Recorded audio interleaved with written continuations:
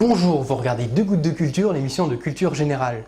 Aujourd'hui, on discute des métaux. On va plus précisément parler des métaux et des alliages d'usage courant dans l'industrie. Le terme métal s'emploie habituellement pour les éléments chimiques conducteurs d'électricité, de chaleur, réfléchissant la lumière et qui sont ductiles. La ductilité, c'est la capacité d'un matériau à se déformer sans se rompre. Un matériau ductile est donc un matériau mou. L'homme s'est travaillé le métal depuis la fin de la préhistoire, vers 5000 ans avant Jésus-Christ, notamment avec le cuivre et l'or.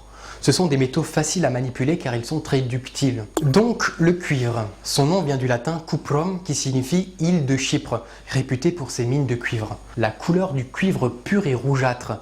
Lorsqu'il est en contact avec l'air, il devient verdâtre par formation de carbonate de cuivre. On trouve rarement du cuivre à l'état natif dans la nature. Il est généralement extrait de minerais comme la malachite, la chalcopyrite, la covellite, la chalcocite ou la cuprite. Son point de fusion, c'est-à-dire la température à partir de laquelle le métal devient liquide, est de 1085 degrés Celsius. C'est un très bon conducteur électrique et thermique. Il est très utilisé dans la vie courante, notamment pour la fabrication de câbles électriques ou bien dans la joaillerie. L'or, c'est un métal jaune. On peut le retrouver à l'état natif dans la nature sous forme de pépites ou de filons. Son point de fusion est de 1064 degrés Celsius. Il est surtout utilisé en joaillerie, dans l'industrie électronique, mais aussi pour la fabrication de pièces et de lingots. À part le cuivre et l'or, tous les autres métaux ont, à l'état natif, une couleur métallique grisâtre.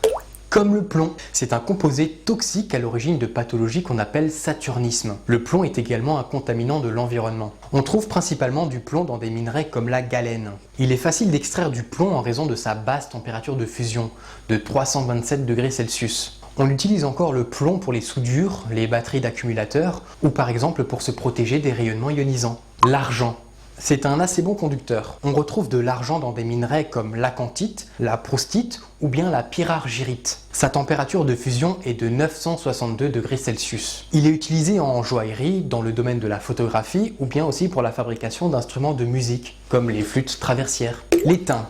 Le mot vient du latin stannum. On trouve de l'étain notamment dans la cassitérite et la stannite. Son faible point de fusion, de 232 degrés Celsius, en fait un matériau particulièrement intéressant pour les brasures dans les circuits électroniques par exemple. Mais il est aussi utilisé comme revêtement des boîtes de conserve et des canettes en fer blanc pour ses propriétés anticorrosives. Là, je vais ouvrir une petite parenthèse pour expliquer pourquoi j'ai utilisé le mot brasure plutôt que le mot soudure, puisqu'on a tendance à parler de soudage à l'étain, ce qui est techniquement faux. La soudure, c'est la fusion de deux bords assemblés, éventuellement avec l'aide d'un métal d'apport de même nature que les pièces à assembler. Alors que le brasage, c'est l'assemblage de deux bords avec un métal d'apport de nature différente des pièces à assembler. Alors le mercure, dont le nom vient du latin hydrargyrum, qui signifie argent liquide.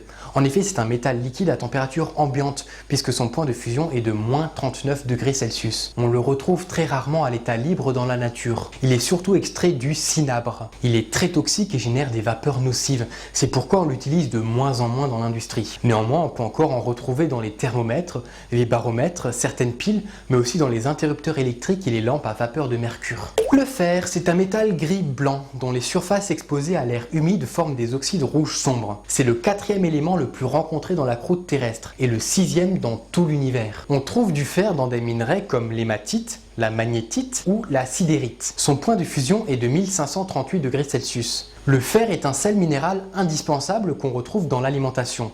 Il entre autres dans la composition de l'hémoglobine, contenue dans les globules rouges du sang. Ce sont ces ions fer qui vont fixer de façon réversible le dioxygène. C'est d'ailleurs ce fer oxydé qui confère au sang cette couleur rouge, comme pour le fer qui rouille. Mais le fer est aussi le métal le plus utilisé dans l'industrie. Rarement sous sa forme pure, mais souvent sous la forme d'alliage dont on va parler dans un instant. Les métaux que nous venons de voir constituent les 7 métaux.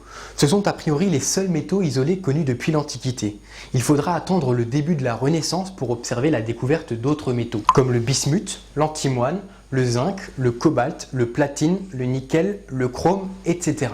Le tungstène, c'est un métal très dur, lourd et résistant à la chaleur.